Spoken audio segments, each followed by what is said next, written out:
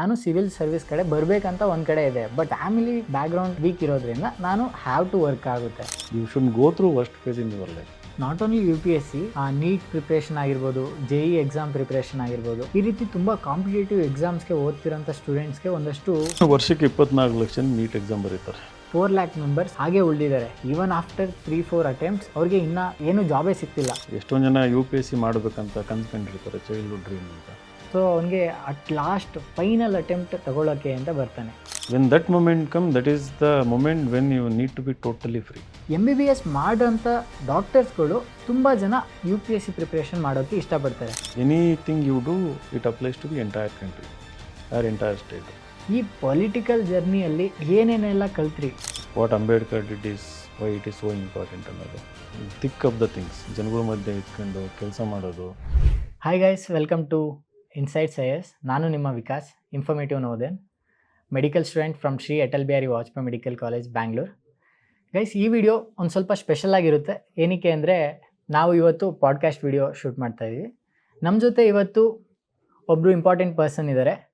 Mainly ನೀವೇನಾದರೂ IAS background, civil service ಬ್ಯಾಕ್ಗ್ರೌಂಡಲ್ಲಿ ನೀವು try ಮಾಡ್ತಿದ್ದೀರಾ ಅಂದರೆ ಸರ್ಗೆ ಇಂಟ್ರೊಡಕ್ಷನ್ ಯಾವುದೇ ರೀತಿ ಬೇಕಾಗಿಲ್ಲ. ಬಟ್ ಅದೇ ನೀವೇನಾದರೂ ಹೊಸ್ದಾಗಿ ಇವಾಗ ಎಂಟ್ರಿ ಕೊಡ್ತಿದ್ದೀರಾ UPSC ಬ್ಯಾಕ್ಗ್ರೌಂಡ್ಗೆ ಅಂದರೆ ಸರ್ ಬಗ್ಗೆ ಒಂದು ಸ್ವಲ್ಪ ಚಿಕ್ಕದಾಗಿ ಇಂಟ್ರಡಕ್ಷನ್ ಕೊಡಬೇಕಂದ್ರೆ, ಸರ್ ಒಂದು ಚಿಕ್ಕ ಹಳ್ಳಿಯಿಂದ ಹುಟ್ಟಿ ಅಲ್ಲಿಂದ ನೆಕ್ಸ್ಟ್ ನವೋದಯಕ್ಕೆ ಬಂದು, ನವೋದಯದಿಂದ ಹೊರಗಡೆ ಬಂದ ಮೇಲೆ ಒಂದು ಗೌರ್ಮೆಂಟ್ ಜಾಬ್ PDO ಜಾಬ್ನ ತೊಗೊಂಡು ಆ ಜಾಬ್ನ ಕ್ವಿಟ್ ಮಾಡಿ ಒಂದು India's biggest, most widely used and most trusted ಇನ್ಸ್ಟಿಟ್ಯೂಷನ್ನ ಫಾರ್ಮ್ ಮಾಡಿದವರು mister Vinay Kumar GB sir. Is the founder and director of Insights IAS. Welcome you sir. Thank you Vikas. Okay sir, ಇಲ್ಲಿ ನಾನು ಒಬ್ಬ YouTuber ಆಗಿ, ಕಾಂಟೆಂಟ್ ಕ್ರಿಯೇಟರ್ ಆಗಿ ಕೂತಿಲ್ಲ, ನಿಮ್ಮ ಜೂನಿಯರ್ ಆಗಿ, Navodaya junior ಆಗಿನೇ ಕೂತಿದ್ದೀನಿ ಇಲ್ಲಿ. ವರ್ಷ ಜೂನಿಯರು ಸರ್, ತುಂಬ ವರ್ಷ ಜೂನಿಯರ್, ಎಷ್ಟು ವರ್ಷ ಲೆಕ್ಕ ಇಲ್ಲ. ಹುಟ್ಟಿದ್ದೇವೆ ಯಾವ ಇಯರ್? 2005. 2005. ಓಕೆ, 2002 ಪಾಸ್ ಔಟ್ ನಾನು ನವೋದಯ. ಇನ್ನೂ ಹುಟ್ಟೇ ಇರಲಿಲ್ಲ ಅನಿಸುತ್ತೆ.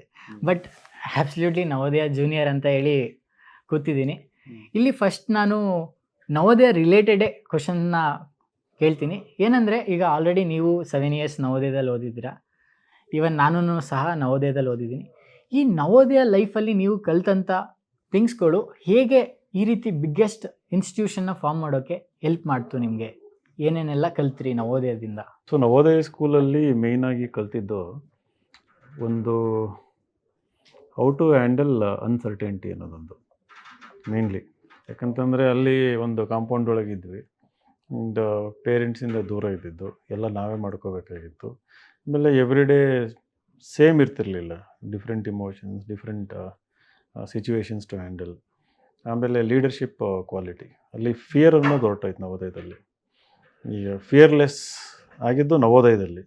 ಅಲ್ಲಿ ಏನೇನು ಆಟ ಆಡ್ಬೇಕಿತ್ತೆಲ್ಲ ಆಟ ಆಡಿದ್ವಿ, that without any fear of teachers, ಆಮೇಲೆ without any fear of parents. ಅದು ಭಾಳ ಹೆಲ್ಪ್ ಆಯಿತು 7 years ಕನ್ಸಿಸ್ಟೆಂಟಾಗಿ. ಆಮೇಲೆ ಇವೆರಡಕ್ಕಿಂತ ಭಾಳ ಇಂಪಾರ್ಟೆಂಟ್ ನವೋದಯದಲ್ಲಿ ನಾವು ಕಲ್ತಿದ್ದೇನಂತಂದರೆ ಸೆಲ್ಫ್ ರಿಲಯನ್ಸ್, ಇಂಡಿಪೆಂಡೆಂಟಾಗಿ ಇದ್ಕೊಂಡು ನಮಗೆ ನಾವೇ ಎಂಥ ಸಿಚುವೇಶನ್ ಬಂದರೂ ಹೆಂಗೆ ಗಟ್ಟಿಯಾಗಿ ನಿಂತ್ಕೋಬೇಕನ್ನೋದು. ಆಮೇಲೆ ಇನ್ನೊಂದು ಇಂಪಾರ್ಟೆಂಟ್ ಏನಂದರೆ, ನಾವು ಏನೋ ಒಂದು 45 ಜನ ಫ್ರೆಂಡ್ಸ್ ಇದ್ವಿ. ಆಮೇಲೆ ಅದು 25-27 ಜನಕ್ಕೆ ಇಳಿತು 11th ಬಂದಾಗ. ಎಷ್ಟೊಂದು ಜನ ಬಿಟ್ಟೋದ್ರು. ಅಂದರೆ not giving up on any one, ಗಟ್ಟಿಯಾಗಿ ನಿಲ್ಲೋವಂಥದ್ದು. ಆಮೇಲೆ ಟ್ರಸ್ಟ್ ವರ್ತಿ ಆಗಿರೋವಂಥದ್ದು, ಆನೆಸ್ಟ್ ಆಗಿರೋವಂಥದ್ದು. ಸೊ ನಾವು ಓವರ್ ಎ ಪೀರಿಯಡ್ ಆಫ್ ಇಯರ್ಸಲ್ಲಿ ನವೋದಯದಲ್ಲಿ ಅದನ್ನೆಲ್ಲ ಕಲ್ತಿದ್ದು. ಯಾಕಂತಂದರೆ ನೀವು ಒಂದು ಗ್ರೂಪ್ ಆಫ್ ಪೀಪಲ್ ಜೊತೆ 7 years ಕಂಟಿನ್ಯೂಸ್ ಇರಬೇಕಂದ್ರೆ ಒಂಥರ ಬಿಗ್ ಬಾಸ್ ಸೆಟಪ್ ಅದು. ಬಿಗ್ ಬಾಸಲ್ಲಿ 30-40 ದಿನನೇ ಜೊತೆಗಿರಲ್ಲ. ನಾವು 7 ವರ್ಷ ಜೊತೆಗಿರ್ಬೇಕಂದ್ರೆ ಎಲ್ಲದನ್ನು ಅನುಭವಿಸಿ ಒಂದು ಗಟ್ಟಿ ಆಗುತ್ತಲ್ವ ಅದು. ಸೊ ಅದು ಅನದರ್ ಬಿಗ್ ಲೆಸನ್ ಲೈಫಲ್ಲಿ, ಇಲ್ಲಿ ತನಕ ಹೆಲ್ಪ್ ಮಾಡಿರೋಂಥದ್ದು. ಓಕೆ ಸರ್, ಇವಾಗ ನಂದು ನೆಕ್ಸ್ಟ್ ಕ್ವಶನ್ ಬಂದು, ನೀವು ನಿಮ್ಮ UPSC ಪ್ರಿಪ್ರೇಷನ್ ಮಾಡಬೇಕಾದ್ರೆ ನೀವು ತುಂಬ ಸೆಟ್ ಬ್ಯಾಕ್ಸ್ನ ಫೇಸ್ ಮಾಡಿದ್ದೀರಾ. ಲೈಕ್ ಆ ಸೆಟ್ ಬ್ಯಾಕ್ಸು ಈ ಬಿಗ್ಗೆಸ್ಟ್ ಇನ್ಸ್ಟಿಟ್ಯೂಷನ್ನ ಫಾರ್ಮ್ ಮಾಡಬೇಕಾದ್ರೆ ಯಾವ ರೀತಿ ಹೆಲ್ಪ್ ಮಾಡ್ತು? ಮತ್ತು ಆ ಸಕ್ಸಸ್ ಪಾತಲ್ಲಿ ನೀವೀಗ ಒಂದು ತುಂಬ ಸೆಟ್ಸ್ ಬ್ಯಾಕ್ನ ಫೇಸ್ ಮಾಡಿ ನೀವು ಅಟ್ ಲಾಸ್ಟ್ ನೀವು ದೊಡ್ಡ ಇನ್ಸ್ಟಿಟ್ಯೂಷನ್ನ ಫಾರ್ಮ್ ಮಾಡಿದ್ರಿ, ಇನ್ಸೈಟ್ಸ್ IAS ಅಂತ. ಈ ಸಕ್ಸಸ್ಫುಲ್ ಪಾತಲ್ಲಿ ನಿಮಗೆ ಕೀ ಫಾರ್ ಸಕ್ಸಸ್ ಏನು? ಈ ಸೆಟ್ ಬ್ಯಾಕ್ಸ್ ಅನ್ನೋದಕ್ಕಿಂತ ಇವಾಗ ನಾನು 2006ರಿಂದ 2011 ಸೀರಿಯಸ್ಸಾಗಿ U P S C preparation ಮಾಡಿದ್ದು. ಆ ಟೈಮಲ್ಲಿ ನಾನು ಏನು ಹಾಬೀಸ್ ಡೆವಲಪ್ ಮಾಡ್ಕೊಂಡಲ್ಲ, ಎಸ್ಪೆಷಲಿ ಲಿಟ್ರೇಚರ್ ಓದೋದಿರ್ಬೋದು, ಆಮೇಲೆ ಬ್ಲಾಗಿಂಗ್. ಸೊ ನನಗೆ ರೈಟಿಂಗ್ ಮಾಡೋದಂದರೆ ಭಾಳ ಇಷ್ಟ ಇತ್ತು. ಆಮೇಲೆ ತುಂಬ ಕ್ಯೂರಿಯಾಸಿಟಿ ನನಗೆ, ಯಾವುದಾದ್ರೂ ಒಂದು ವಿಚಾರನ ಆಳವಾಗಿ ತಿಳ್ಕೊಬೇಕು ಅಂತ ರಿಸರ್ಚ್ ಲೆವೆಲ್ಲಿಗೆ ಹೋಗ್ತಾ ಇದ್ದೆ. ಬೇಡ ಅಂದರೂ 10 ಮ್ಯಾಗ್ಝಿನ್ಗಳು, ಆಮೇಲೆ ಮೂವೀಸ್ನೂ ಅಷ್ಟೇ ತುಂಬ ನೋಡ್ತಾ ಇದ್ದೆ. ಸೊ ಈ ಡೈವರ್ಸಿಟಿ ಏನಿತ್ತಲ್ಲ ನನ್ನ ಪ್ರಿಪರೇಷನ್ನಲ್ಲಿ, ಅದು ಇನ್ಸ್ಟಿಟ್ಯೂಷನ್ ಕಟ್ಟೋದಕ್ಕೆ ಭಾಳ ಹೆಲ್ಪ್ ಆಯಿತು. ಕಟ್ಟೋದಕ್ಕೆ ಅನ್ನೋದಕ್ಕಿಂತ ಯಶಸ್ವಿ ಮಾಡೋದಕ್ಕೆ. ಸೊ ನಮ್ಮ ಸ್ಟೂಡೆಂಟ್ಸಿಗೂ ಅಷ್ಟೇ ನಾನು ಏನೇ ಹೇಳಿದರೂ ಒರಿಜಿನಲ್ ಓದಿ, ಕ್ರಿಟಿಕಲ್ ಥಿಂಕಿಂಗ್ ಡೆವಲಪ್ ಮಾಡ್ಕೊಳ್ಳಿ, ಅನಾಲಿಟಿಕಲ್ ಥಿಂಕಿಂಗ್ ಡೆವಲಪ್ ಮಾಡ್ಕೊಳ್ಳಿ. ಬಿಕಾಸ್ ಒಂದು ಡೆಪ್ತ್ ಅನ್ನೋದು ಗೇನ್ ಆಯಿತು ಅಂದರೆ ನಮ್ಮ ಥಾಟಲ್ಲಿ, ಮತ್ತು ಒಳ್ಳೊಳ್ಳೆ ವಿಚಾರಗಳ್ನ ಯೋಚನೆ ಮಾಡೋ ಶಕ್ತಿ ನಾವು ಡೆವಲಪ್ ಮಾಡ್ಕೊಂಡ್ವಿ ಅಂತಂದರೆ ಈ ಎಕ್ಸಾಮ್ ನಿಮ್ಗೆ ಸುಲಭ ಆಗ್ತದೆ. ಸೊ ನಮಗೆ ರಿಸಲ್ಟ್ ಕೊಡೋದಕ್ಕೆ ಶುರು ಆದ್ವಿ. ಅಂದರೆ ಫಸ್ಟ್ ಬ್ಯಾಚಲ್ಲಿ 5 ರ್ಯಾಂಕು, ಸೆಕೆಂಡ್ ಬ್ಯಾಚಲ್ಲಿ ನಿಯರ್ಲಿ 30 ರ್ಯಾಂಕು, ಥರ್ಡ್ ಬ್ಯಾಚಲ್ಲಿ ಆಲ್ ಇಂಡಿಯಾ ರ್ಯಾಂಕ್ 1. ಸೊ ನಾನೇನು ಎಕ್ಸ್ಟೆನ್ಸಿವ್ ರೀಡಿಂಗ್ ಮಾಡಿದ್ದೆ. ಆಮೇಲೆ ಈ ಪ್ರೈಮರಿ ರಿಸೋರ್ಸಸ್, ಫಾರ್ ಎಕ್ಸಾಂಪಲ್ ಇವಾಗೆಲ್ಲ ಕೋಚಿಂಗ್ ಮೆಟೀರಿಯಲ್ ಮ್ಯಾಗ್ಝಿನ್ ಓದ್ತಾರೆ. I am totally against it. ನಾನು ಹೇಳ್ತಾ ಇದ್ದಿದ್ದು ರೀಡ್ ಮ್ಯಾಗ್ಝಿನ್ಸ್ ಲೈಕ್ EPW ಅಂತ ಬರುತ್ತೆ, economic and political weekly. International ಇದಕ್ಕೆ ದ ಎಕನಾಮಿಸ್ಟ್ ಅಂತ ಬರ್ತದೆ. So the best in the world. ಅಂಥದನ್ನು ಅಭ್ಯಾಸ ಮಾಡ್ಕೊಂಡ್ವಿ ಅಂತಂದರೆ ಈ ಎಕ್ಸಾಮ್ ಈಸಿ ಆಗುತ್ತೆ. ಸೊ ಇನ್ಸ್ಟಿಟ್ಯೂಷನ್ ಬಿಲ್ಡ್ ಮಾಡೋದಾಗಲೂ ನನಗೆ ಅದೇ ಕ್ವಾಲಿಟಿ ಇಲ್ಲಿ ತರಬೇಕಂತ. ನಮ್ಮ ಗೈಡೆನ್ಸಲ್ಲಿರ್ಬೋದು, ಕಮಿಟ್ಮೆಂಟಲ್ಲಿ, ನಮ್ಮ ಮಾತಲ್ಲಿ, ಎಕ್ಸ್ಪೆಕ್ಟೇಷನ್ ಫ್ರಮ್ ಸ್ಟೂಡೆಂಟ್. ಒಂದು ಎಸ್ಸೆ ನೋಡ್ತೀನಿ ಅಂತಂದರೆ I am not satisfied until I know it stimulates me. ಆ ಎಸ್ಸೆ ನನಗೆ ಇನ್ಸ್ಪೈರಿಂಗ್ ಇರಬೇಕದು. Even if it is UPSC essay, ಆ ಕ್ವಾಲಿಟಿ ತರ್ಬೋದು, provided you read something qualitative. So ಇವೆಲ್ಲ ನನ್ನ ಪ್ರಿಪ್ರೇಷನ್ ಡೇಸು. ಸೆಟ್ ಬ್ಯಾಕ್ಸ್ ಅಂತ ಬಂದಾಗ ಅಫ್ಕೋರ್ಸ್ 4 ಅಟೆಂಪ್ಟಲ್ಲಿ ಒಂದು ಸರಿ ಪ್ರಿಲಿಮ್ಸ್ ಫೇಲ್ ಆಯಿತು, 3 ಸರಿ ಮೇನ್ಸ್ ಬರೆದೆ, ಒಂದು ಸರಿ ಇಂಟ್ರ್ಯೂ ತನಕನೂ ಹೋಗಿದೆ, 2 ಮಾರ್ಕ್ಸಲ್ಲಿ ಮಿಸ್ ಆಯಿತು. ಬಟ್ ಆಬ್ವಿಯಸ್ಲಿ ಅವೆಲ್ಲ lessons in the course of ನಾವು ಹೆಂಗೆ ಗೈಡೆನ್ಸ್ ಕೊಡ್ತೀವಿ, ಇಂಟ್ರ್ಯೂ ಹೆಂಗೆ ಪ್ರಿಪೇರ್ ಆಗಬೇಕು. I had score 210 marks in interview UPSC, one of the highest ಆ ಟೈಮಲ್ಲಿ. ಮೇನ್ಸಲ್ಲಿ ಎಸ್ಸೆ ಯಾವಾಗಲೂ ಚೆನ್ನಾಗಿ ಬರ್ತಾಯಿತ್ತು. ಸೊ ಎಸ್ಸೆ ಗೈಡೆನ್ಸಿಗೆ, ಎಸ್ಸೆ ಆ್ಯಂಡ್ ಇಂಟರ್ವ್ಯೂ ಗೈಡೆನ್ಸ್ ನಂದು ಫೋರ್ಟೆ ಅಂತ, ಸ್ಟ್ರಾಂಗ್ ಏರಿಯಾಸ್. ಸೊ ಕಂಬೈನ್ಡ್ ಆಗಿ, ಆಮೇಲೆ ನಾನು ಟೀಚಿಂಗಲ್ಲಿ ನಂಬಲ್ಲ ನಾನು, ಅಂದರೆ ಸ್ಪೂನ್ ಫೀಡಿಂಗ್ ಇಷ್ಟಪಡಲ್ಲ ನಾನು. ಅದು ನಮ್ಮ ಇನ್ಸ್ಟಿಟ್ಯೂಷನಲ್ಲಿ I don't like spoon feeding. Expect ಮಾಡೋ ಕ್ಯಾಂಡಿಡೇಟ್ ಎಕ್ಸಾಮ್ ಪಾಸ್ ಆಗೋಲ್ಲ. ನಂಗೆ ಮೆಟೀರಿಯಲ್ ಕೊಡಿ, ಅದನ್ನ ಓದಿ ಪಾಸ್ ಮಾಡಿದ್ದೀನಿ, ಅಂಥವ್ರು ಪಾಸ್ ಆಗೋಲ್ಲ. ಅವ್ರ ಮೇಲೆ ಅವ್ರಿಗೆ ನಂಬಿಕೆ ಇರಬೇಕು, ಅವ್ರ ಎಬಿಲಿಟೀಸ್ ಮೇಲೆ. ಎಬಿಲಿಟಿ ಇಟ್ಕೊಂಡು ಬರಲ್ಲ, ಇಲ್ಲಿಂದ ಎಬಿಲಿಟಿ ಬೆಳೆಸ್ಕೊಂಡು ಹೋಗಬೇಕು. ಆ ಎಬಿಲಿಟೀಸ್ನ ಸ್ಟ್ರೆಂಥನ್ ಮಾಡ್ಕೊಂಡು ಹೋಗಬೇಕು. ಅದಕ್ಕೆ ಕಮಿಟ್ಮೆಂಟ್ ಇರಬೇಕು, ಕನ್ಸಿಸ್ಟೆನ್ಸಿ ಇರಬೇಕು. ಅಂಥ ಕ್ಯಾಂಡಿಡೇಟ್ ಸಿಕ್ಕರೆ ನಾವು ಮಾಡಿಬಿಡ್ಬೋದು. ಸೊ ಎಲ್ಲ ಎಕ್ಸ್ಪೀರಿಯೆನ್ಸು ಇವತ್ತು ಇನ್ಸೈಟ್ಸು ಈ ಲೆವೆಲಿಗೆ ಬರೋದಕ್ಕೆ ಹೆಲ್ಪ್ ಆಗಿದೆ. ಸರ್, ಮತ್ತು MBBS ಡಾಕ್ಟರ್ಸ್ ಕಡೆಯಿಂದ ಒಂದು ಕ್ವಶನ್ನು, ಏಕೆಂದರೆ ನಾವು MBBS ಬ್ಯಾಕ್ಗ್ರೌಂಡ್ ಇರೋದ್ರಿಂದ ಮೇಯ್ನ್ಲಿ ಈ ಕ್ವಶನ್ ತುಂಬ ಕಡೆ ಕೇಳ್ತೇವೆ. ಏನಂದರೆ, ಈಗ ಒಬ್ಬ MBBS ಓದ್ದ ಅಂತ ಅಂದ್ಕೊಳ್ಳಿ. ಓಕೆ, MBBS ಆದಮೇಲೆ, ಡಿಗ್ರಿ ಆದಮೇಲೆ ಅವರು ಡಾಕ್ಟರ್ ಆದಮೇಲೆ ಆ ಡಾಕ್ಟರ್ ಆಗಿ ತುಂಬ ರೀತಿ ಸೇವೆಗಳನ್ನ ಮಾಡ್ಬೋದು. ಲೈಕ್ ಹೆಲ್ತ್ ಕೇರಲ್ಲಿ ಆಗಿರ್ಬೋದು, ಆ ರೀತಿ ತುಂಬ ಸೇವೆ ಮಾಡ್ಬೋದು. ಈವನ್ ಆಫ್ಟರ್ ದಟ್ MBBS ಮಾಡೋಂಥ ಡಾಕ್ಟರ್ಸ್ಗಳು ತುಂಬ ಜನ UPSC ಪ್ರಿಪ್ರೇಷನ್ ಮಾಡೋಕ್ಕೆ ಇಷ್ಟಪಡ್ತಾರೆ. ಏನಕ್ಕೆ ಅವರು ಇಲ್ಲಿಗೆ ಬರಬೇಕು? ಈಗ ಆಲ್ರೆಡಿ ಅವ್ರಿಗೆ ಅಂದರೆ ಸರ್ವಿಸ್ ಆಲ್ರೆಡಿ ಕೊಡ್ತಿರೋದ್ರಿಂದ ಹೆಲ್ತ್ ಕೇರಲ್ಲಿ, ಇಲ್ಲಿನೂ ಸಹ ಸೇಮ್ ವೇ ಅಂದರೆ ಸರ್ವಿಸೇ ಕೊಡ್ತಿರೋಂಥದ್ದು ಪೀಪಲ್ಗೆ, ಸೊಸೈಟಿಗೆಲ್ಲ. ಸೊ ಇಲ್ಲಿಂದ ಇಲ್ಲಿಗೆ ಬಂದು ಕೊಡಬೇಕಂತ ಏನಿದೆ ಅಂತ? ಇವಾಗ ವರ್ಷಕ್ಕೆ 24 ಲಕ್ಷ ನೀಟ್ ಎಕ್ಸಾಮ್ ಬರೀತಾರೆ. 1,35,000 MBBS ಸೀಟಿಗೆ. ಸೊ ಅದರ ಅರ್ಥ ಗೌರ್ಮೆಂಟ್ ಸೀಟಲ್ಲಿ ಹತ್ತಿರ 1.5 ಲಕ್ಷ ಡಾಕ್ಟರ್ಸು ಹೊರಗೆ ಬರ್ತಾರೆ. ಎಲ್ಲ ಡಾಕ್ಟರ್ಸಿಗೂ ಅವ್ರ ಓನ್ ಪೊಟೆನ್ಷಿಯಲ್ ಅರ್ಥ ಆಗಿರಲ್ಲ, ರಿಯಲೈಸ್ ಆಗಿರಲ್ಲ. ಕೆಲವೊಬ್ಬರಿಗೆ ಅನಿಸಿರುತ್ತೆ, ನಾನು ಒಂದು ಕ್ಲಿನಿಕ್ಕು, ಒಂದು ಹಾಸ್ಪಿಟಲ್ಲು ಅಥವಾ ಒಂದು ಇನ್ಸ್ಟಿಟ್ಯೂಷನಲ್ಲಿ ಡಾಕ್ಟ್ರ್ ಆಗಿ ಕೆಲಸ ಮಾಡೋದಕ್ಕಿಂತ ನನ್ನ ಒಳಗೆ ಪೊಟೆನ್ಷಿಯಲ್ ದೊಡ್ಡದಿದೆ ನಂದು. ಅಂದರೆ ದೊಡ್ಡದಿದೆ ಅಂತಂದರೆ ಸ್ಟೇಟ್ ಲೆವೆಲ್ಲಿಗೆ, ನ್ಯಾಷನಲ್ ಲೆವೆಲ್ಲಿಗೆ ಕಾಂಟ್ರಿಬ್ಯೂಟ್ ಮಾಡುವಷ್ಟು ದೊಡ್ಡದಿದೆ ಅಂತ. ಕೆಲವೊಬ್ಬರು ಡಾಕ್ಟ್ರು ಪಾಲಿಟಿಕ್ಸಿಗೆ ಬಂದು ಮಿನಿಸ್ಟರ್ ಆಗಿರೋರು ಇದ್ದಾರೆ. ಡಾಕ್ಟರ್ಸು ಬಿಸ್ನೆಸ್ ಮೆನ್ ಆಗಿ ದೊಡ್ಡ ದೊಡ್ಡ ಹಾಸ್ಪಿಟಲ್ ಚೇಂಜ್ ಮಾಡೋರು ಇದ್ದಾರೆ. ಸೊ UPSC ಸಿವಿಲ್ ಸರ್ವಿಸ್ ಅಂತ ಬಂದಾಗ you can go on to become health secretary. Okay, health secretary ಅಂದರೆ health minister equivalent health secretary in bureaucracy, state ಲೆವೆಲ್ಲಿಗೆ. Entire policy for the entire state. ನೀವು national ಲೆವೆಲ್ಲಿಗೆ ಹೋಗ್ಬೋದು, ಅಲ್ಲೂ ಕೂಡ ಹೆಲ್ತ್ ಸೆಕ್ರೆಟರಿ ಇರ್ಬೋದು. Anything you do it applies to the entire country or entire state. ಅಥವಾ ನೀವು DC ಆದಾಗ ನಿಮ್ಮ ಥಿಂಕಿಂಗ್ ಡಿಫ್ರೆಂಟ್ ಇರ್ತದೆ, ಆಯಿತಾ. ಆ್ಯಂಡ್ ಎಂಟೈರ್ ಡಿಸ್ಟಿಕಲ್ಲಿರುವಂಥ PSC ಸಿಸ್ಟಮ್, ಹೆಲ್ತ್ ಸಿಸ್ಟಮ್ ಇರ್ಬೋದು, ಅದನ್ನು ರಿಫಾರ್ಮ್ ಮಾಡೋ ಕೆಪಾಸಿಟಿ ಇರ್ತದೆ ನಿಮಗೆ. ಸೊ ನಿಮ್ಮದು ಔಟ್ಲುಕ್ಕು, ನಿಮ್ಮದು ಇನ್ಸೈಟ್ಸು, ನಿಮ್ಮದು ಅಪ್ರೋಚ್ ಇದೆಲ್ಲ ಮೋರ್ ಕ್ಲಿನಿಕಲ್ ಇರ್ತದೆ. You expect result, you expect quality. So doctor mindset ಅಡ್ಮಿನಿಸ್ಟ್ರೇಷನಲ್ಲಿ ಬೇಕು ಇವತ್ತು. ಆಮೇಲೆ 5.5 ವರ್ಷ, ಪಿ ಜಿ ನೀಟಿಗೆ 1 ವರ್ಷ, ಅದಾದಮೇಲೆ 3 ವರ್ಷ, ಹತ್ತತ್ರ 10 ಇಯರ್ಸು, ಆಯಿತಾ. 10 ಇಯರ್ಸ್ ಕೊಟ್ಟು ನೀವು ಹೋಗಿ ಎಂಡಪ್ ಆಗೋದು ಕಾರ್ಪೊರೇಟ್ ಹಾಸ್ಪಿಟ್ಲಲ್ಲಿ 1.5 ಲಕ್ಷ ಅಥವಾ 2 ಲಕ್ಷ ಸಂಬಳ ಕೊಡ್ಬೋದು ನಿಮಗೆ ಸ್ಯಾಲ್ರಿ. ಅಲ್ಲಿ ಸೀನಿಯರ್ ಆದ್ರಿ ಅಂತಂದರೆ ಮೇ ಬಿ 3, 4, 5 ಹಿಂಗೆ ಹೋಗ್ಬೋದು.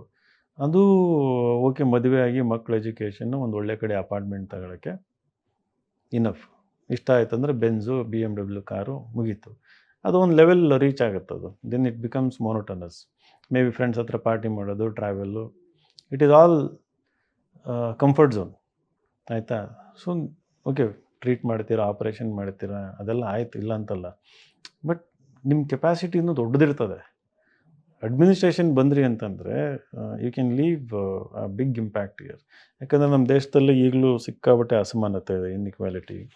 ಈಗಲೂ ಹಳ್ಳಿಗಳಲ್ಲಿ ವ್ಯಾಕ್ಸ್ ಇದ್ದಾರೆ, ಆ್ಯಕ್ಸೆಸ್ ಟು ಹೆಲ್ತ್ ಇಲ್ಲ, ಎಜುಕೇಷನ್ ಇಲ್ಲ. ಸೊ ನಿಮ್ಮಂಥವ್ರು ಎಜುಕೇಟೆಡು ಎಕ್ಸ್ಪರ್ಟ್ಸು ಬಂದ್ರಿ ಅಂತಂದರೆ, ಈ actually UPSC and government expect ಮಾಡ್ತಾ ಇರೋದೇ ಅದನ್ನು. ಇಂಟರ್ವ್ಯೂನಲ್ಲಿ ಪೋಸ್ಟ್ ಗ್ರ್ಯಾಜುಯೇಟ್ಸ್ ಹೋದ್ರು ಅಂತಂದರೆ they are given good marks. They should be able to justify. Doctors ಹೋದರೆ if they can justify really well why you want to be in administration ಅಂತ, they are given very good marks in interview. So ಹಂಗಾಗಿ doctors ಇರ್ಬೋದು, specialists from other disciplines, they are all required in administration today. Okay sir, ಈಗ ಮತ್ತೊಂದು question ಏನಂದರೆ, sir ನೀವು ಒಂದು PDO ಜಾಬ್ನ secure ಮಾಡ್ಕೊಂಡಿದ್ರಿ, like ಅದು ಒಂದು ಸ್ಟೇಬಲ್ ಜಾಬ್ ಆಗಿತ್ತು. ಸೊ ಅದನ್ನ ನೀವು ಕ್ವಿಟ್ ಮಾಡಿ ನೀವು ಇದೊಂದು ಇನ್ಸ್ಟಿಟ್ಯೂಷನ್ನ ಬಿಲ್ಡ್ ಮಾಡಬೇಕಾದ್ರೆ ಸ್ಕ್ರ್ಯಾಚಿಂದ ಸ್ಟಾರ್ಟ್ ಮಾಡಿದ್ರಿ ಟು ಬಿಲ್ಡ್ ಇಟ್. ಓಕೆ, ಇವಾಗ ನೀವು ಆ PDO ಜಾಬ್ನ ಬಿಡಬೇಕಾದ್ರೆ ನಿಮ್ಮಲ್ಲಿ ಭಯ ಇತ್ತಾ? ಯಾವ ಭಯನೂ ಇರಲಿಲ್ಲ. ಲೈಕ್ ಹೇಳ್ದಾಗೆ ನಾವು ಇದನ್ನು ಬಿಟ್ಟರು ನನಗೆ ಭಯ ಇಲ್ಲ. ಇನ್ನೊಂದೇನೋ ಕೊಟ್ಟರೆ ಅದನ್ನು ಬಿಟ್ಟರು ಭಯ ಇಲ್ಲ. So I me free flowing individual, fearless ಅಂತ ಹೇಳಿದ್ನಲ್ಲ ಹಂಗೆ. ಇನ್ಫ್ಯಾಕ್ಟ್ ನಾವು ರೆಸನಿಗೆ ನನಗೆ ಅದು ಸಿಗ್ನಿಫಿಕೆಂಟ್ ಡಿಸಿಷನ್ ಅಂತಲೇ ಅನ್ನಿಸ್ಲಿಲ್ಲ ನನಗೆ. ಇದಿಲ್ಲ ಅಂದರೆ ಇನ್ನೊಂದು, ಇದಿಲ್ಲ ಅಂದರೆ ಇನ್ನೊಂದು ಅಂತಂದರೆ ನಾವು ಬದುಕೋದಕ್ಕೆ 100 ದಾರಿ ಇದ್ದಾವೆ ಜೀವನದಲ್ಲಿ. So what is more important ಅಂದರೆ ಡಿಗ್ನಿಟಿ ಇರಬೇಕು, ಆಯಿತಾ. ಆಮೇಲೆ ನಮ್ಮ self esteem, self respect, self worth ಅಂತ ಏನಂತೀವಿ, ಅದಕ್ಕೆ ಅದರದ್ದೇ ಆದಂಥ ಒಂದು ಒಳ್ಳೆ ಜಾಗ ಇರಬೇಕು, ಅವಕ್ಕೆ ಗೌರವ ಕೊಡುವಂಥದ್ದು. ಆ್ಯಂಡ್ ನಮಗೆ ಸ್ಯಾಟಿಸ್ಫ್ಯಾಕ್ಷನ್ ಇರಬೇಕು ಏನಾರು ಮಾಡಿದ್ದು. ಕೆಲವೊಬ್ಬರು ಸ್ಯಾಟಿಸ್ಫ್ಯಾಕ್ಷನ್ ಇರಲ್ಲ, 10-20 ವರ್ಷ ಅಲ್ಲೇ ಕೆಲಸ ಮಾಡ್ತವೆ. ಅವ್ರ ಸೆಲ್ಫ್ ಎಸ್ಟೀಮು, ಸೆಲ್ಫ್ ರೆಸ್ಪೆಕ್ಟಿಗೆ ಅವಮಾನಗಳಾಗ್ತಿರ್ತವೆ, ಅಲ್ಲೇ ಕೊಳಿತಾ ಸಾಯ್ತಿರ್ತಾರೆ. India is a vast country, free country. ಅದಕ್ಕೆ ಹೇಳಿದ್ದು ನಮ್ಗೆ ಇನ್ನರ್ ರಿಯಲೈಸೇಷನ್ ಆಗಬೇಕು ಅಂತ. ನಾವು ಅಲ್ಲೇ ಇರಬೇಕಂತ ರಿಸ್ಕ್ ತೊಗೋಬೇಕು, ರಿಸ್ಕ್ ತಂಗೆ ಹೊರಗೆ ಬರಬೇಕು. ಆಯಿತು, 1 ವರ್ಷ ನೀವು ಬಿಕಾರಿ ಆಗ್ತೀರಾ, ಆಗಿ ಭಿಕ್ಷೆ ಬೇಡಬೇಕಾ, ಪರವಾಗಿಲ್ಲ. ಬಟ್ ಡೆವಲಪ್ ಸಮಥಿಂಗ್ ಆ ಒಂದು ಟ್ರಾನ್ಸಿಷನ್ನಲ್ಲಿ. ನೀವು ಗ್ರೇಟೆಸ್ಟ್ ಪೀಪಲ್, ಸ್ಟೀವ್ ಜಾಬ್ ಅಂತರಿಗೂ ಆಗಿದೆ, ಇಲಾನ್ ಮಸ್ಕ್ ಅಂತರಿಗೂ ಆಗಿದೆ. They have been through worst phases in life, but bounce back ಆಗ್ತಾರೆ, ಎಮರ್ಜ್ ಆಗ್ತಾರೆ. ಆ ರಿಯಲೈಸೇಷನ್ ಈಸ್ ವೆರಿ ಇಂಪಾರ್ಟೆಂಟ್. ನಾವೇನು ಮಾಡಿಬಿಡ್ತೀವಿ, ಕೆಲಸ ಬಿಟ್ಟರೆ ನಮಗೆ ಸೊಸೈಟಿ ಏನು ಅನ್ಕೊಂತಾರೋ, ಇನ್ನೊಬ್ರು ಏನು ಮಾತಾಡ್ತಾರೋ, ಅದರಲ್ಲೇ ನಾವು ತಲೆ ಕೆಡ್ಸ್ಕೊಂಬಿಟ್ಟು, ಅಥವಾ ವಾಟ್ ನೆಕ್ಸ್ಟ್, ನಾನು ಹೇಳಿದ್ನಲ್ಲ ಅನ್ಸರ್ಟನ್ ಸಿಚುವೇಶನ್ ಬಂತಂದ್ರೆ ಭಯ ಆಗ್ಬಿಡ್ತದೆ. ಎಲ್ಲಿ ಉಳ್ಕೊಳ್ಳೋದು, ಇನ್ನೊಬ್ಬರ ಹತ್ರ ದುಡ್ಡು ಕೇಳಬೇಕು, ಅವು ಇವು ಅಂತ. You should go through worst phase in your life. Everyone should go through worst phase in their life. ಆವಾಗ ಎಮರ್ಜ್ ಆಗ್ಬೋದು. ಸೊ ಈ PDO ಅದಾದ್ಮೇಲೆ KS ಆಯಿತು, ಇನ್ನೇನೇನೋ ಆಯಿತು. So it's all good. Okay sir, ಚೆನ್ನಾಗಿತ್ತು ಆನ್ಸರ್ ಆ್ಯಕ್ಚುಲಿ. ಸರ್ ಇವಾಗ ಮುಂಚೆನೇ ಚೆನ್ನಾಗಿದೆ. ಇಲ್ಲ ಸರ್, ಇದು ತುಂಬ ಚೆನ್ನಾಗಿತ್ತು, ಲೈಕ್ ಮೋಟಿವೇಶನ್ ಟೈಪ್ ಇತ್ತು. ಓಕೆ ಸರ್, ಇವಾಗ ಮತ್ತೆ ಇನ್ನೊಂದು ಕ್ವಶನ್ನು, ಲೈಕ್ ಇದೊಂದು ಸ್ವಲ್ಪ ಪರ್ಸ್ನಲ್ ಕ್ವಶನ್. ಏನಂದರೆ, ನಾನೀಗ ಒಬ್ಬ MBBS student. So MBBS, but ನನ್ನ ಫ್ಯಾಮಿಲಿ ಬ್ಯಾಕ್ಗ್ರೌಂಡ್ ಒಂದು ಸ್ವಲ್ಪ ಪುವರ್ ಬ್ಯಾಕ್ಗ್ರೌಂಡು. ಸೊ ನಾನೇನು ಮಾಡ್ತೀನಿ, MBBS ಆದ ತಕ್ಷಣ ಪೇರೆಂಟ್ಸ್ ಎಕ್ಸ್ಪೆಕ್ಟೇಷನ್ಸ್ ಏನಿರುತ್ತೆ ಅಂದರೆ, ಒಂದು ಜಾಬ್ ಏನೋ ಒಂದು ತೊಗೊಳ್ತಾನೆ. ಸೊ ಆಫ್ಟರ್ ದಟ್ ಫೈನಾನ್ಷಿಯಲಿ ಒಂದು ಸ್ವಲ್ಪ ಇಂಪ್ರೂವ್ಮೆಂಟ್ ಆಗೋಣ, ಮಗ ಒಂದು ಜಾಬ್ ತೊಗೊಳ್ಳಿ ಅಂತ ವೆಯ್ಟ್ ಮಾಡ್ತಿರ್ತಾರೆ. ಬಟ್ ನನಗೆ ಸಿವಿಲ್ ಸರ್ವಿಸ್ ಕಡೆ ಒಂದು ಸ್ವಲ್ಪ ಇಂಟ್ರೆಸ್ಟ್ ಇದೆ. ಸೊ ನಾನು MBBS ಮುಗಿಸಿದ ತಕ್ಷಣ ನಾನು ಸಿವಿಲ್ ಸರ್ವಿಸ್ ಕಡೆ ಬರಬೇಕಂತ ಒಂದು ಕಡೆ ಇದೆ. ಬಟ್ ಫ್ಯಾಮಿಲಿ ಬ್ಯಾಕ್ಗ್ರೌಂಡ್ ವೀಕ್ ಇರೋದ್ರಿಂದ ನಾನು ಹ್ಯಾವ್ ಟು ವರ್ಕ್ ಆಗುತ್ತೆ. ಸೊ ಬಟ್ ಇವಾಗ ನಾನು ಇಲ್ಲಿಂದ ಸಿವಿಲ್ ಸರ್ವಿಸ್ಗೆ ಬರಬೇಕಂದ್ರೆ ಎಷ್ಟು ವರ್ಷ ತಗೋಬೋದು ನಾನು ಕ್ಲಿಯರ್ ಮಾಡೋಕ್ಕೆ? ಸಿವಿಲ್ ಸರ್ವಿಸ್ ಎಕ್ಸಾಮ್ಸ್ನ UPSC ಎಲ್ಲ ಕ್ಲಿಯರ್ ಮಾಡಲಿಕ್ಕೆ ಎಷ್ಟು ವರ್ಷ ತಗೋಬೋದು? ಬಟ್ ಅಪ್ ಟು ದಟ್ ನಾನು ಫ್ಯಾಮಿಲಿನ ಹೇಗೆ ಮ್ಯಾನೇಜ್ ಮಾಡೋಕ್ಕೆ ಸಾಧ್ಯ? ನಿಮ್ದು ರುಟೀನ್ ಹೆಂಗಿರ್ತದೆ ಡೈಲಿ? ಎಷ್ಟು ಗಂಟೆಯಿಂದ ಎಷ್ಟು ಗಂಟೆ ಕಾಲೇಜ್? ಮಾರ್ನಿಂಗ್ 8ಇಂದ ಈವ್ನಿಂಗ್ 5ವರೆಗೆ ಇರುತ್ತೆ. ಲೈಕ್ ಫಾರ್ ಎ ಸ್ಟೂಡೆಂಟ್, ನಾನು ಇನ್ನು ಸೆಕೆಂಡ್ ಇಯರ್ ಸ್ಟೂಡೆಂಟ್ ಆಗಿರೋದ್ರಿಂದ. ಬಟ್ ಫೋರ್ತ್ ಇಯರ್ ತನಕ ಹಂಗೆ ಇರ್ತದೆ. ಇಂಟರ್ನ್ಶಿಪ್ ಆದರೆ 10-12 ತಾಸು ಜಾಬ್ ಇರ್ತದೆ, ಮೇ ಬಿ 20 hours ತನಕ ಹೋಗುತ್ತೆ ಫೈನಲ್ ಇದ್ದಾಗ. ಸೊ 5 ಗಂಟೆ ಮೇಲೆ ಏನು ಮಾಡ್ತೀಯ? 5 ಗಂಟೆ ಮೇಲೆ ಏನು ಮಾಡ್ತಾರೆ ಸ್ಟೂಡೆಂಟ್ಸ್? ನೀವೆಲ್ಲ ಏನು ಮಾಡ್ತೀರಿ? 1 hour ರೆಸ್ಟ್ ಮಾಡೋದು. ನೆಕ್ಸ್ಟ್ ಒಂದು ಸ್ವಲ್ಪ ಕಾಂಟೆಂಟ್ ಕ್ರಿಯೇಷನ್ ಅದು ಇದು ಮಾಡೋದು. ನೆಕ್ಸ್ಟ್ ಅದಾದ್ಮೇಲೆ ಮತ್ತೆ ನಾಳೆ ಏನು ಮಾಡ್ತಾರೆ ಅದಕ್ಕೆ ಪ್ರಿಪ್ರೇಷನ್. ಅಂದ್ರೆ ನಾಳೆ ಓದ್ಕೊಂಡು ಸ್ವಲ್ಪ ಓದ್ತೀರಾ? ಒಂದು ಸ್ವಲ್ಪ ಓದಬೇಕಾಗುತ್ತೆ. ಸರಿ. So 4 years daily 1 to 2 hours newspaper ಓದಿದ್ರೆ ಆಯಿತಾ? Like the Hindu, Deccan Herald, Economic Times, Prajavani, every day ನಿಮ್ಮ ಲೈಬ್ರರಿ ಎಲ್ಲಿದೆ ಅಂತ ಹುಡ್ಕೊಂಡು ಹೋಗ್ಬಿಟ್ಟು ಅಲ್ಲಿಗೆ ಹೋಗಿ ಪೇಪರ್ ಎಲ್ಲಿ ಸಿಗ್ತಾವಂತ ನೋಡಿ ಯಾಕಂದ್ರೆ ಓದಲ್ಲ, ಅದಕ್ಕೆ ಹಿಂಗೆ ಹೇಳ್ತಿದ್ದೀನಿ ಮಾರ್ಮಿಕವಾಗಿ. 1 to 2 hour ರೆಗ್ಯುಲರ್ ಪೇಪರ್ ಓದಿದರೆ that will give you huge confidence. ಈ ಎಕ್ಸಾಮ್ನ ನಾನು 1 or 2 ಅಟೆಂಪ್ಟ್ ಕ್ರ್ಯಾಕ್ ಮಾಡ್ತೀನಿ ಅಂತ. ಇಲ್ಲಿ ಎಲ್ಲರ ಸಮಸ್ಯೆ ಏನು ಅಂತಂದರೆ they come with 0 general awareness, no newspaper reading habit, no books reading habit. So ಅದಾದಮೇಲೆ 3 to 4 years ಹಿಡಿತದೆ. ಓಕೆನಾ? ಈ ಕ್ವಾಲಿಟಿ ಹ್ಯಾಬಿಟ್ಸ್ನ ಡೆವಲಪ್ ಮಾಡ್ಕೊಂಬಿಟ್ರೆ, see you sleep for 1 hour, you play for 1 hour, even then you will have 2 hours to read something, newspaper ಅದು ಇದು ಬೇರೆ books ಎಲ್ಲ ಅವ್ನು ಮಾಡ್ಕೊಂಬಂದಾಗ ಏನಾಗುತ್ತೆ, when you gain the confidence I can crack this examination ಅಂತಂದಾಗ ನಿಮ್ಮ ಪೇರೆಂಟ್ಸ್ಗೆ ಅದು ವಿಸಿಬಲ್ ಆಗುತ್ತದು, ರೈಟ್? ನಿಮ್ಮದು ಮಾತಲ್ಲಿ, ನಿಮ್ಮ ಹ್ಯಾಬಿಟಲ್ಲಿ, ಮನೆಗೆ ಹೋದರೂ ಅದು ಕಂಟಿನ್ಯೂ ಮಾಡ್ತೀರಿ. So they will gain the confidence that my son is something, is up to something big ಅಂತಂದು. ಸೊ ಅವಾಗ ಏನು ಮಾಡ್ತಾರೆ, they will give you some time. ಆದಮೇಲೆ ಓಕೆ 1 or 2 years ಟ್ರೈ ಮಾಡು, ನಿನಗೆ ನಿಜವಾಗ್ಲೂ ಈ ಥರ ವಿಚಾರದಲ್ಲಿ ಆಸಕ್ತಿ ಇದೆ, ದೇಶಕ್ಕೆ ಏನೋ ಕೊಡುಗೆ ಮಾಡಬೇಕು, ಸಮಾಜಕ್ಕೆ ಸೇವೆ ಮಾಡಬೇಕನ್ನ ಅವ್ರಿಗೆ ಗೊತ್ತಾಗಬೇಕು ತಾನೇ. ಅದು ಏನೂ ಇರೋದಿಲ್ಲ, ಸಡನ್ನಾಗಿ ಹೋಗ್ಬಿಟ್ಟು ಇಂಟರ್ನ್ಶಿಪ್ ಒಂದು ಮುಗಿದ ತಕ್ಷಣ IAS ಆಗ್ಬೇಕು ಅಂದ್ಬಿಡ್ತೀರಿ, ಶಾಕ್ ಕೊಡ್ತೀವಿ. ಅವ್ರು ಯೋಚನೆ ಮಾಡ್ತಾರೆ, ಅಲ್ಲಪ್ಪ ನೀನು ಓದಲ್ಲ, ಬರೆಯಲ್ಲ, ನೀನು ಜನರಲ್ ನಾಲೆಡ್ಜ್ ಇಲ್ಲ, ಪಾಪ ಅಪ್ಪ ಅಮ್ಮ ಲಿಟ್ರೇಟ್ ಇರ್ಬೋದು, ಇಲ್ಲಿಟ್ರೇಟ್ ಇರ್ಬೋದು, ರೈಟ್? ಒಂದು ರೀಸನ್ ಇದು. ಇನ್ನೊಂದು ಅವರಿಗೆ ಫೈನಾನ್ಷಿಯಲ್ ರಿಕ್ವೈರ್ಮೆಂಟು ಇರ್ಬೋದು, ಇಲ್ಲ ಅಂತಂದಲ್ಲ. ಸೊ ಆವಾಗ ಏನಾಗಲ್ಲ, 1 or 2 years ಕೆಲಸ ಮಾಡಿ, ಆಯಿತಾ? ಸೇವಿಂಗ್ಸ್ ಇಟ್ಕೊಳ್ಳಿ, then again come back. Even ಆ 2 yearsಲ್ಲೂ continue to read basic NCERT books. ಅಂದರೆ ಲೈಕ್ ಜನರಲ್ ನಾಲೆಡ್ಜಲ್ಲಿ ಡೀಪ್ ಇಂಟ್ರೆಸ್ಟ್ ಇರಬೇಕು. ಎಲ್ಲಿಂದ ಓದ್ತಿರೋ ದಟ್ ಈಸ್ ಇಮ್ಮೆಟೀರಿಯಲ್, ಓಕೆನಾ? ಡೀಪ್ ಇಂಟ್ರೆಸ್ಟ್ ಇರಬೇಕು, ಎಲ್ಲ ವಿಚಾರನ ಆಳವಾಗಿ ತಿಳ್ಕೊಳ್ಳೋ ಒಂದು ಕೆಪಾಸಿಟಿ ಇರಬೇಕು. ಸೊ ಆವಾಗ ವರ್ಕ್ ಮಾಡಿ ಮತ್ತೆ ಯು ಕ್ಯಾನ್ ಕಮ್ ಬ್ಯಾಕ್. ಅದು ನಿಮ್ಗೆ ಕಾನ್ಫಿಡೆನ್ಸ್ ಕೊಡುತ್ತೆ. ವರ್ಕ್ ಮಾಡಿದ ಮೇಲೆ ಆ ವರ್ಕ್ನ ಕ್ವಿಟ್ ಮಾಡೋದು ಕಾನ್ಫಿಡೆನ್ಸ್ ಕೊಡುತ್ತೆ. I can continue with this ಅಂತಂದು. ಇವೇನು ಇಲ್ಲ ಅಂತಂದಾಗ ಯಾವಾಗಲೂ ಹಿಂಗೇನೆ ಗುಳ್ಳೆ ಇದ್ದಂಗೆ ನೀರಿನ ಮೇಲೆ ಭಯ ಅನ್ನೋದಿರ್ತದೆ, ಅನ್ಸರ್ಟನ್ ಅನಿಸುತ್ತೆ. ಸೊ ಡಿಸಿಷನ್ ತಗೊಳ್ಳೋದಕ್ಕೆ ನಿಮಗೂ ಭಯ ಆಗ್ತದೆ, ನಿಮ್ಮ ಅಪ್ಪ ಅಮ್ಮಗೂ ಭಯ ಆಗ್ತದೆ. ಸರ್ ಮತ್ತೆ ಈಗ ನೆಕ್ಸ್ಟ್ ಕ್ವಶನ್ ಬಂದು ಏನಂದರೆ, ಕಾಮನ್ ಆಗಿ ಒಂದು 6 lakh ಮೆಂಬರ್ಸು ಪ್ರಿಲಿಮ್ಸ್ ಎಕ್ಸಾಮ್ ಬರೀತಾರೆ. ಅದರಲ್ಲಿ 1000 ಮೆಂಬರ್ಸ್ಗೆ IPS IAS ಆ ರೀತಿ ಕ್ವಾಲಿಫಿಕೇಷನ್ ಪೋಸ್ಟ್ ಎಷ್ಟಿರುತ್ತೆ ಅಷ್ಟು ಕ್ಲಿಯರ್ ಮಾಡ್ತಾರೆ. ಬಟ್ 6 lakh ಮೆಂಬರ್ಸಲ್ಲಿ ಒಂದು 2 lakh ಮೆಂಬರ್ಸ್ಗೆ ಅವ್ರವ್ರ ಸ್ಟೇಟಲ್ಲಿ ಒಂದೊಂದು ಯಾವುದೋ ಒಂದು ಗೌರ್ಮೆಂಟ್ ಜಾಬ್ಸ್ ಆಗುತ್ತೆ ಅಂತ ಇಟ್ಕೊಳ್ಳಿ. ಲೈಕ್ ಒಂದು B ಕ್ಯಾಟಗರಿ, C ಕ್ಯಾಟಗರಿ ಏನೋ ಒಂದು ಗೌರ್ಮೆಂಟ್ ಜಾಬ್ ಸಿಗುತ್ತೆ. ಅವ್ರೇನು ಮಾಡ್ತಾರೆ, ಅಲ್ಲಲ್ಲೇ ಸೆಟ್ಲ್ ಆಗಿಬಿಡ್ತಾರೆ. ಬಟ್ ಇನ್ನು 4 lakh ಮೆಂಬರ್ಸ್ ಹಾಗೆ ಉಳಿದಿದ್ದಾರೆ. ಈವನ್ ಆಫ್ಟರ್ 3-4 ಅಟೆಂಪ್ಟ್ಸ್ ಅವ್ರಿಗೆ ಇನ್ನೂ ಲೈಕ್ ಅವ್ರಿಗೆ ಏನು ಜಾಬೇ ಸಿಗ್ತಿಲ್ಲ. ಸೊ ಅಂಥವ್ರಿಗೆ ಏನು ಸಜೆಷನ್ಸ್ ಕೊಡ್ತೀರಾ? First 1 year, 2 year, 3 year, 4 year ಈ ಸೈಕಲ್ ಸ್ಪೆಂಡ್ ಮಾಡಿದ ಮೇಲೆ ಅವರಿಗವರು ಅರ್ಥ ಮಾಡ್ಕೋಬೇಕು ಅವ್ರು ಬುದ್ಧಿವಂತರಾಗಿದ್ದಾರೆ ಅಂತ. ಇಷ್ಟೊಂದೆಲ್ಲ ಓದಿದ ಮೇಲೆ, ಇಷ್ಟೊಂದೆಲ್ಲ ಬರೋದ ಮೇಲೆ, ತಿಳ್ಕೊಂಡ್ಮೇಲೆ ಅವ್ರು ಬುದ್ಧಿವಂತರಾಗಿದ್ದಾರೆ ಅಂತ ಅವ್ರ ಮೇಲೆ ಕಾನ್ಫಿಡೆನ್ಸ್ ಇರಬೇಕು. ಪ್ರಪಂಚದಲ್ಲಿ ಎಲ್ಲಿ ಬಿಟ್ಟರು ನಾವು ಶೈನ್ ಆಗ್ತೀವಿ ಅನ್ನೋದು ಅವ್ರಿಗೆ ಕಾನ್ಫಿಡೆನ್ಸ್ ಇರಬೇಕು. ಅಟ್ಯಾಚ್ ಆಗಬಾರ್ದು, ಎಕ್ಸೆಸಿವ್ ಅಟ್ಯಾಚ್ಮೆಂಟ್ ಇರಬಾರ್ದು ಇದಕ್ಕೆ, ಆಯಿತಾ? Well and good. ಆಗದೆ ಇದ್ರೂ ಎಲ್ಲೋ ಹೋಗಿ ನಾವು ಶೈನ್ ಆಗ್ಬೋದು, ಆ ಕಾನ್ಫಿಡೆನ್ಸ್ ಇರಬೇಕು ನಮಗೆ, right? So it can be any job. ಈಗ ನಾನು PDO ಆದೆ, PDO ಬಿಟ್ಟೆ, 2 ವರ್ಷ ನಾನು ಕೆಲಸ ಮಾಡಿದೆ, ಭಾಳ ಚೆನ್ನಾಗಿ ನೋಟೆಡ್ ಆದೆ ಆ್ಯಕ್ಚುಲಿ. ಹಳ್ಳಿಯವರು ಇಷ್ಟಪಟ್ಟರು, ಅಧಿಕಾರಿಗಳು ಇಷ್ಟಪಟ್ಟರು, ಕೆಲವರು ಉರ್ಕೊಳ್ಳೋರು ಉರ್ಕೊಂಡು ಕಾಟ ಕೊಟ್ಟರು. But whatever it is, but ಅವಾಗಲೂ ನಾನು ಭಾಳ ಓದ್ತಾ ಇದ್ದೆ, ಬರೀತಾ ಇದ್ದೆ, ಹಿಂಗೆ ಇದಾಯಿತು. ಒಳ್ಳೆ ಹಾಬೀಸು, ಬಿಗ್ ಆ್ಯಂಬಿಷನ್ನು ಆ್ಯಂಡ್ ನಮ್ಮ ಮೇಲೆ ನಮಗೆ ನಂಬಿಕೆ ಇದಿರಬೇಕು. ಸೊ ಪ್ರಿಲಿಮ್ಸ್ ಆಗಲಿಲ್ವಾ, there are an number of opportunity ಇದೆ, not only in government exams.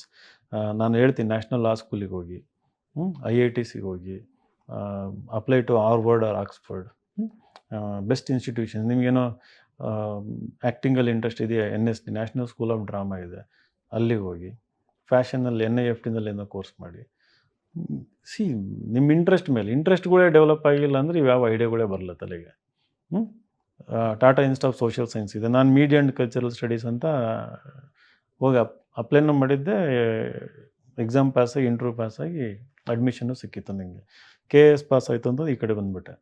KS pass ಆಗಲಿಲ್ಲ ಅಂದಿದ್ರೆ ನಾನು ಇವತ್ತು ಟಿಸ್ ಮುಂಬೈಯಲ್ಲಿ ಅಲ್ಲಿ ಮೀಡಿಯಾ ಆ್ಯಂಡ್ ಕಲ್ಚರಲ್ ಸ್ಟಡೀಸ್ ಓದಿ ಹೊರಗೆ ಬಂದು writer, documentary film maker, movie maker ಏನೋ ಆಗಿರ್ತಿದೆ. It would have taken different turn.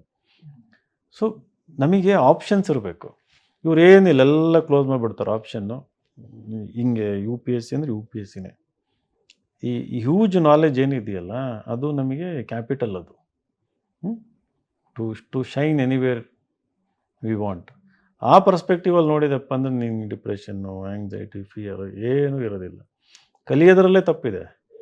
ಕಲಿಯೋದು ಬರೀ ನೋಟ್ಸ್ ಓದೋದು ಎಕ್ಸಾಮಿಗೆ, ಬುಕ್ಸೇ ಓದಲ್ಲ, ಪೇಪರ್ ಓದಲ್ಲ. So that is why it is all screwed up. Sir, ಈಗ not only UPSC, NEET preparation ಆಗಿರ್ಬೋದು, JEE ಎಕ್ಸಾಮ್ ಪ್ರಿಪ್ರೇಷನ್ ಆಗಿರ್ಬೋದು, ಈ ರೀತಿ ತುಂಬ ಕಾಂಪಿಟೇಟಿವ್ ಎಕ್ಸಾಮ್ಸ್ಗೆ ಓದ್ತಿರೋಂಥ ಸ್ಟೂಡೆಂಟ್ಸ್ಗೆ ಒಂದಷ್ಟು ಹರ್ಡಲ್ಸ್ ಇದೆ. ಲೈಕ್ ಅವರು ಹೇಗೆ ಅಂದರೆ ಸೆಲ್ಫ್ ಡೌಟ್ ಆಗಿರ್ಬೋದು, ಭಯ ಆಗಿರ್ಬೋದು, ಆ ರೀತಿ ತುಂಬ ಥಿಂಗ್ಸ್ಗಳು. ಮತ್ತು ಪಿಯರ್ ಪ್ರೆಷರ್ ಆಗಿರ್ಬೋದು, ಅವರು ತುಂಬ ಸ್ಕೋರ್ ಮಾಡ್ತಿದ್ದಾರೆ, ಇವರು ತುಂಬ ಸ್ಕೋರ್ ಮಾಡ್ತಿದ್ದಾರೆ. ಮತ್ತು ಪೇರೆಂಟ್ಸ್ ಪ್ರೆಷರ್ ಆಗಿರ್ಬೋದು, ಎಷ್ಟು ವರ್ಷ ಓದ್ತೀಯಾ ಇನ್ನು ಬಂದ್ಬಿಡು ಅಂತ. ಈ ರೀತಿ ತುಂಬ ಹರ್ಡಲ್ಸ್ ಇದೆ. ಇದೆಲ್ಲನೂ ಹೇಗೆ ಟ್ಯಾಕಲ್ ಮಾಡೋದು, ಅದನ್ನ ಮಾಡಿ ಹೇಗೆ ಅವರು ಸಕ್ಸಸ್ ಆಗೋದು? ಅದಕ್ಕೆ most of them work hard, most of them are serious ಇರ್ತಾರೆ. ಎಲ್ಲಿ ಲ್ಯಾಕಿಂಗ್ ಇರುತ್ತೆ ಅಂತಂದರೆ ಅವರು ಫೀಡ್ಬ್ಯಾಕ್ ತೊಗೊಳಲ್ಲ, ರೈಟ್? ಕಾನ್ವರ್ಸೇಷನ್ಸ್ ಇರಲ್ಲ.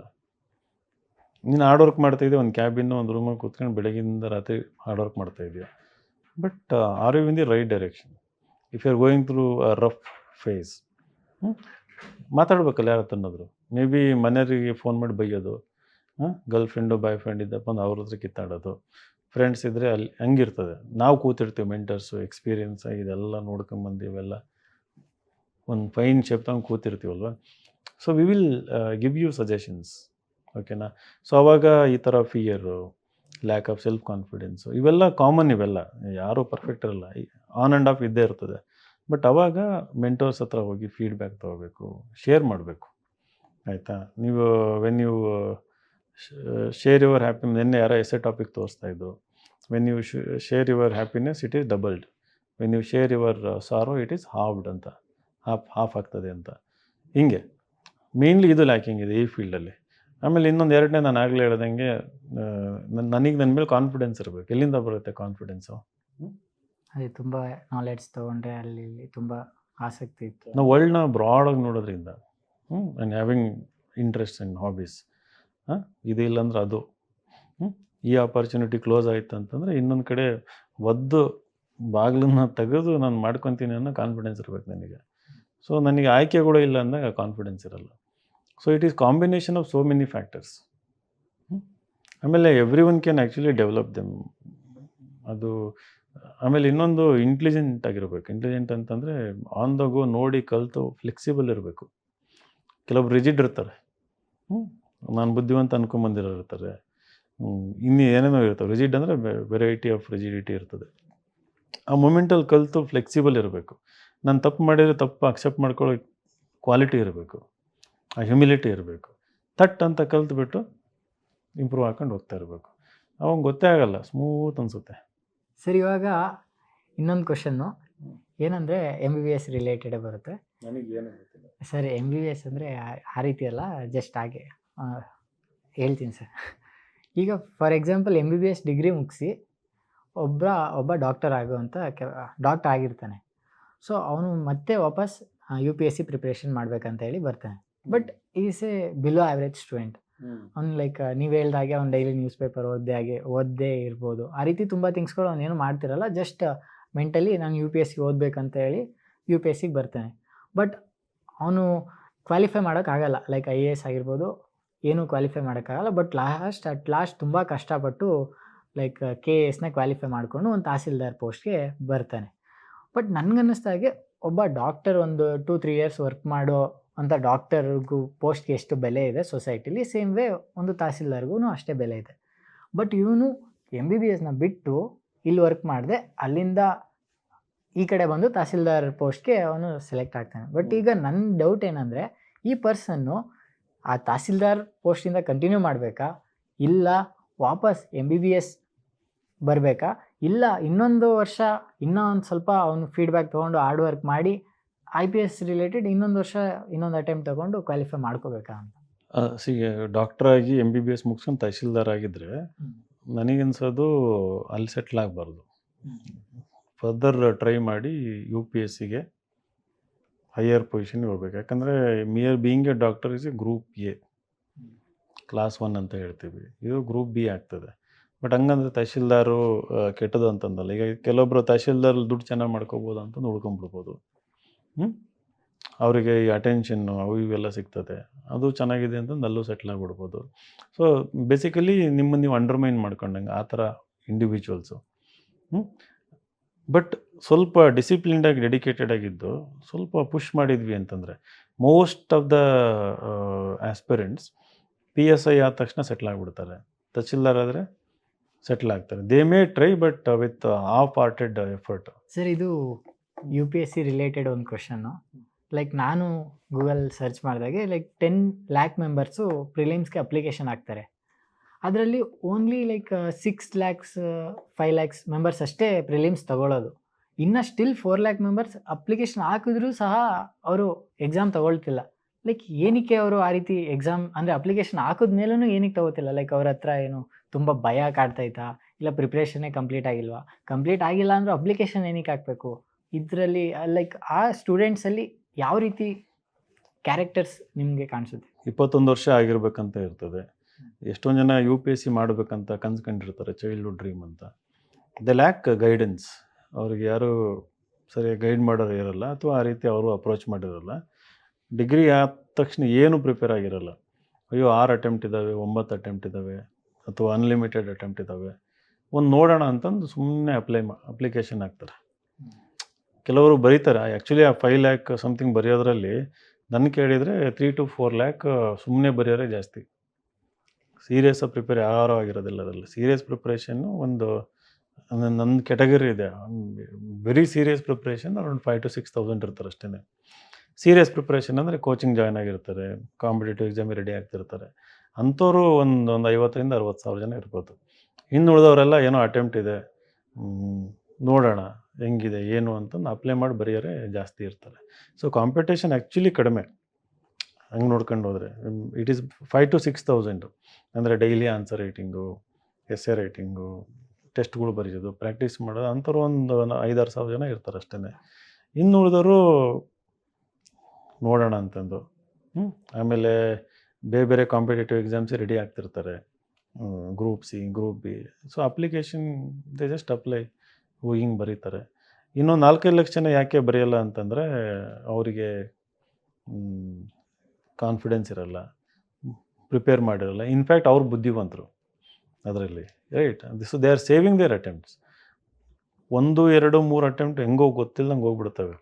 ಆಮೇಲೆ ಸೀರಿಯಸ್ ಆಗ್ತಾರಲ್ಲ ಸೆಕೆಂಡು 3rd ಅಟೆಂಪ್ಟಲ್ಲಿ, ಅವಾಗ ಹೊಟ್ಟೆ ನೋವು ಶುರು ಆಗುತ್ತೆ.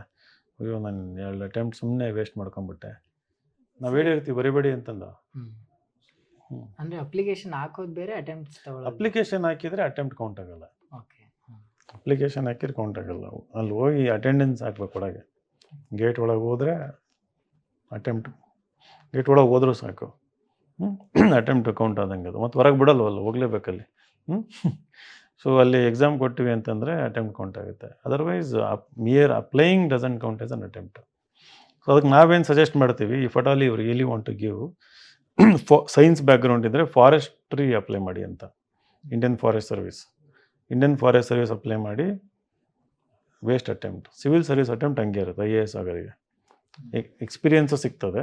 ಸೊ ಪ್ರಿಪೇರ್ ಆದಮೇಲೆ ಹೋಗಿ ಸಿವಿಲ್ ಸರ್ವಿಸ್ ಬರೀರಿ ಅಂತ. ಸರ್, ಈಗ ಇನ್ಸ್ಟಿಟ್ಯೂಷನ್ ಮೇಲೆ ಒಂದು ಕ್ವಶನ್ನು ಏನಂದರೆ, ಈಗ ಆಲ್ರೆಡಿ ಸೌತ್ ಇಂಡಿಯಾದಲ್ಲಿ ಟಾಪ್ ಮೋಸ್ಟ್ ಇನ್ಸ್ಟಿಟ್ಯೂಟ್ ಇದೆ ಇದು. ಇವಾಗ ಇದೇ ಇನ್ಸ್ಟಿಟ್ಯೂಟು ತುಂಬ ಕಡೆ ಲೈಕ್ ಈಗ ಬ್ಯಾಂಗ್ಳೂರಲ್ಲಿ ಆಗಿರ್ಬೋದು, ದಾವಣಗೆರೆಯಲ್ಲಿ ಆಗಿರ್ಬೋದು, ಇಲ್ಲೆಲ್ಲ ಎಸ್ಟಾಬ್ಲಿಷ್ ಮಾಡಿದ್ದೀರಾ. ಸ್ಟಿಲ್ ಇನ್ನು ಲೈಕ್ ಟೈರ್ 1 ಸಿಟೀಸಲ್ಲಿ ಲೈಕ್ ಮುಂಬೈ ಆಗಿರ್ಬೋದು, ಚೆನ್ನೈ ಆಗಿರ್ಬೋದು, ಇದೇ ಸೌತ್ ಇಂಡಿಯಾದಲ್ಲಿ ಇನ್ನೂ ತುಂಬ ಕಡೆ ಎಸ್ಟಾಬ್ಲಿಷ್ ಮಾಡ್ಬೋದು, ಲೈಕ್ ಇನ್ನೂ ಎಕ್ಸ್ಪ್ಯಾಂಡ್ ಮಾಡೋಕ್ಕೆ. ಬಟ್ ಅದೆಲ್ಲ ಬಿಟ್ಟು ಶ್ರೀನಗರಲ್ಲಿ ಒಂದು ಸೆಂಟರ್ ಓಪನ್ ಮಾಡಿದ್ರಿ ಅಂತ ಕೇಳ್ಪಟ್ಟೆ. ಸೊ ಅದಕ್ಕೆ ಏನಕ್ಕೆ ಅದನ್ನ ಟಾರ್ಗೆಟ್ ಮಾಡಿದ್ದು? ಈಗ U P S C prepare ಆಗಬೇಕಾದ್ರೆ ಇವೆಲ್ಲ ತುಂಬ ಓದ್ತಿದ್ವಲ್ಲ ಮ್ಯಾಗ್ಝಿನ್ ಅವು ಇವು, ಆ್ಯಂಡ್ ಸೊ ಒಂದು ಸೆನ್ಸಿಟೈಸೇಷನ್ ಆಗಿತ್ತು. ಸೊ ನಮ್ಮ ದೇಶ ಡೆವಲಪ್ ಆಗಬೇಕು ಅಂತಂದರೆ ನಮ್ಮ ಕೆಪಾಸಿಟಿಯಿಂದ ನಮ್ಗೆ ಏನಾಗುತ್ತೆ ನಾವು ಕಾಂಟ್ರಿಬ್ಯೂಟ್ ಮಾಡಬೇಕು ಅಂತ. So Jammu Kashmir an integral part of India, right, geographically. But ಎಲ್ಲೋ ಒಂದು ಕಡೆ ಮೆಂಟಲಿ ಅಂತ ಬಂದಾಗ, ಅಂದರೆ ಸೈಕಾಲಜಿಕಲಿ ನಾಟ್, ಸ್ವಲ್ಪ ಡಿಸ್ಟೆನ್ಸ್ ಇದೆ ಅವರಿಗೂ ನಮಗೂ. ಸೊ ನಾನು ಯು ಪಿ ಎಸ್ ಸಿ ಅಪ್ಲಿಕೇಶನಾಗಿ ಇಂಟರ್ವ್ಯೂಗೆ ಹೋದಾಗಲೂ ಕರ್ನಾಟಕ ನೆಕ್ಸ್ಟು ಜಮ್ಮು ಕಾಶ್ಮೀರ ಹಾಕಿದ್ದೆ ನಾನು. ರಿಸ್ಕ್ ತೊಗೊಳಲ್ಲ ಯಾರು. ಕರ್ನಾಟಕದವರು ನೆಕ್ಸ್ಟ್ ಹಾಕೋದು ತಮಿಳ್ನಾಡು ಹಾಕ್ತಾಯಿದ್ರು ಅಥವಾ ಮಹಾರಾಷ್ಟ್ರ ಹಾಕ್ತಾಯಿದ್ರು. ಸೊ ನಾನು ಜಮ್ಮು ಕಾಶ್ಮೀರ ಫಸ್ಟ್ ಅದನ್ನೇ ಹಾಕ್ತೀನಿ ಅಂತ ಕೂತಿದ್ದೆ. ನಮ್ಮ ಮನೆ ನಾವು ಅಪ್ಪ ಇದ್ಬಿಟ್ಟು ಕರ್ನಾಟಕ ಹಾಕೋ, ಸಿಗಲಿಲ್ಲ ಅಂದ್ರೆ ಜಮ್ಮು ಕಾಶ್ಮೀರ ಹೋಗುವಂತೆ ಅಂತಂದು. ಸೊ ಅವಾಗ ಅಂದರೆ IAS ಆಗಿ ಜಮ್ಮು ಕಾಶ್ಮೀರ ಹೋಗ್ಬೇಕನ್ನೋದು ಇತ್ತು ನನಗೆ. ಅಲ್ಲೋಗಿ ಒಳ್ಳೆ ಕೆಲಸ ಮಾಡಿ we should unite India, connect India ಅನ್ನೋದು ಒಂದು ಫೀಲಿಂಗ್ ಇತ್ತು. ಸೊ ಅವಾಗ ಈಡೇರಲಿಲ್ಲ ಅದು. ಈಗ U P S C coaching ಮಾಡಿದ ಮೇಲೆ ಕೆಪಾಸಿಟಿ ಇತ್ತು. ಸೊ ಹಂಗಾಗಿ ಶ್ರೀನಗರದಲ್ಲಿ ಹೋಗಿ ಮಾಡಿ ಅಲ್ಲಿ ಮುಸ್ಲಿಮ್ ಮಹಿಳೆಯರಿಗೆ ಫುಲ್ ಫ್ರೀ ಇದೆ. ಸೋಲ್ಜರ್ಸ್ ಮಕ್ಕಳು ಯಾರು ಬಂದರು ಅಂತಂದ್ರೆ ಅವ್ರಿಗೂ ಫ್ರೀ ಕೊಡ್ತೀವಿ. ಬೇಸಿಕಲಿ ವೆರಿ ಅಫೋರ್ಡೆಬಲ್ ವೇನಲ್ಲಿ ಅಲ್ಲಿ ನಡೀತಾ ಇದೆ. ಓಕೆ ಸರ್, ಈಗ ಇನ್ನು ಮಿಕ್ಕಿದ್ದು ಸಿಟೀಸಲ್ಲೆಲ್ಲ ಯಾವಾಗ ಎಸ್ಟಾಬ್ಲಿಷ್? ಇಲ್ಲ, ಮಾಡಲ್ಲ, ಸದ್ಯಕ್ಕೆ ಸಾಕು. ಇವಾಗೆಲ್ಲ ಟೆಕ್ನಾಲಜಿ ಬಂದಿದೆ and we don't have to be everywhere.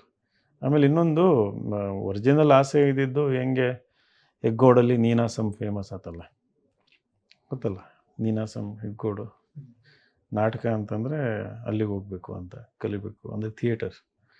So Yash ಅವರೆಲ್ಲ ಅಲ್ಲಿದ್ದು ಬಂದವರು. ಆ ಪ್ಲೇಸ್ ಚೆನ್ನಾಗಿದೆ ಅಂದರೆ ಎಲ್ಲಿದ್ದರೂ ಹುಡ್ಕೊಂಬರ್ಬೇಕು ಕಲಿಬೇಕು ಅಂತಂದರೆ. ಸೊ ಹಂಗೆ ಇದು ಆಗಲಿ ಅನ್ನೋದು ಒಂದು ಆಸೆ ಇತ್ತು. ಬಟ್ ಮಧ್ಯದಲ್ಲಿ ಜಮ್ಮು ಕಾಶ್ಮೀರ, ಡೆಲ್ಲಿನೂ ಮಾಡಿದ್ವಿ. ಆಮೇಲೆ ದಾವಣಗೆರೆಯಲ್ಲಿ ಲೋಕಲಾಗಿ ಮಾಡಿದ್ವಿ, ಅಲ್ಲಿರೋರಿಗೆ ಅಫೋರ್ಡೆಬಲಾಗಿ ಸಿಗಲಿ ಅಂತಂದು.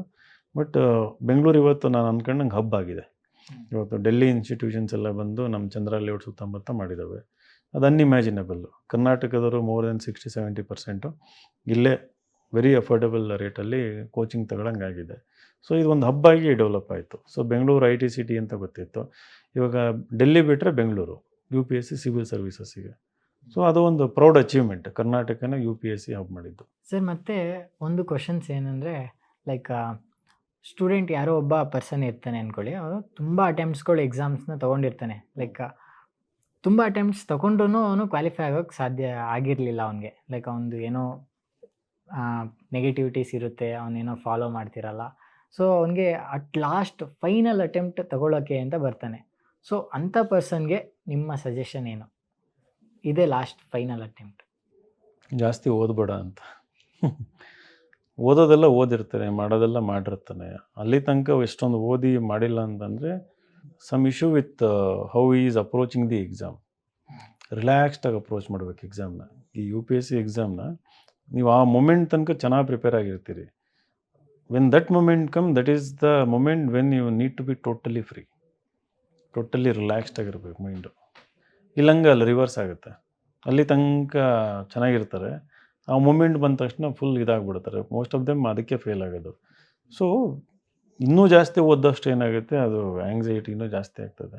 ಏನಾದ್ರು ಜಾಬ್ ಮಾಡಿ, ಏನಾದರೂ ಹಾಬೀಸ್, ಹೈಯರ್ ಎಜುಕೇಷನ್ ಮಾಡ್ಕೊಳ್ಳಿ. ಒಂದು 4 to 5 hours ರಿಲ್ಯಾಕ್ಸ್ಡಾಗಿ ಓದ್ಕೊಂಡು, ಇದು ನನ್ನ ಕ್ಲೋಜರಿಗೆ ಅಷ್ಟೇ ಬರೀತಿರೋದು. ನನಗೆ ಬೇಡ IAS ಬೇಡ, ಏನೂ ಬೇಡ, ಒಂದು fulfilment. I am going to give best attempt. But best ಅಂತಂದರೆ not in terms of again knowledge ಅಲ್ಲ, ಇನ್ ಸೈಕಾಲಜಿಕಲ್ ವೇ. ಕ್ಲೋಜರ್ ಬೇಕು ನನಗೆ ಅಂತ. Most likely he or she will clear, and I have seen many cases like that. ಈಗ ಗುಲ್ಬರ್ಗ ಜಿಲ್ಲಾ panchayat CEO ಆಗಿದ್ದಾರೆ ರಾಹುಲ್ ಸಂಕ್ನೂರ್ ಅಂತ. ಅವ್ರು ಇಲ್ಲಿ ಇವ್ಯಾಲ್ಯೂಯೇಷನ್ ಮಾಡ್ತಾಯಿದ್ರು.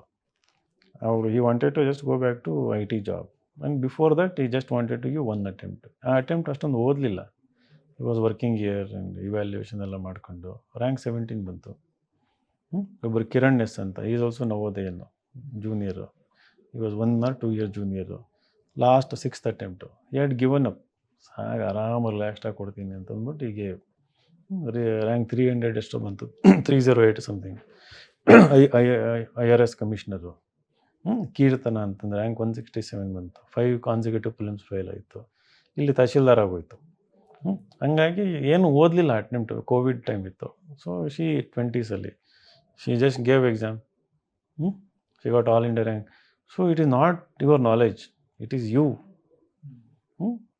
ಯುವರ್ ಮೈಂಡ್, ಅದು ಮೆಸಸ್ ಅಪ್ ಎವ್ರಿಥಿಂಗ್. ಅದು ರಿಲ್ಯಾಕ್ಸ್ ಆಗ್ಬೇಕಂತಂದರೆ ಅದಕ್ಕೆ ಹೇಳೋದು ಯಾವಾಗಲೂ hobbies. Sir, political related question ಏನಂದರೆ, ಸರ್ ಈಗ ನೀವು ಲಾಸ್ಟ್ ಟೈಮ್ ದಾವಣಗೆರೆ ಕಾನ್ಸ್ಟಿಟ್ಯೂನ್ಸಿಲಿ ನಿಂತಿದ್ರಿ MP ಎಲೆಕ್ಷನ್ಗೆ.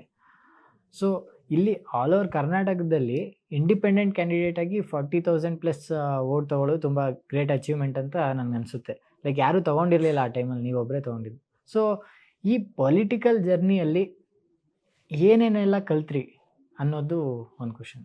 So one lesson, I am very proud of my country, right. And ಎರಡನೇ ಲೆಸನ್ ಕಲ್ತಿದ್ದು ಅಂಬೇಡ್ಕರ್ ಸಿಗ್ನಿಫಿಕೆನ್ಸ್ ಬಗ್ಗೆ. ಅದಕ್ಕಿಂತ ಮುಂಚೆ ನಮಗೆ ಪಾಠ ಕೇಳ್ತಿದ್ವಿ, ಓದಿದ್ವಿ, ಸಿಗ್ನಿಫಿಕೆನ್ಸ್ ಅರ್ಥ ಆಗಿರಲಿಲ್ಲ. ಬಿಕಾಸ್ ನೀವು ಹಳ್ಳಿಗಳಿಗೆ ಹೋದಾಗ ಗೊತ್ತಾಗುತ್ತೆ what Ambedkar did is why it is so important ಅನ್ನೋದು.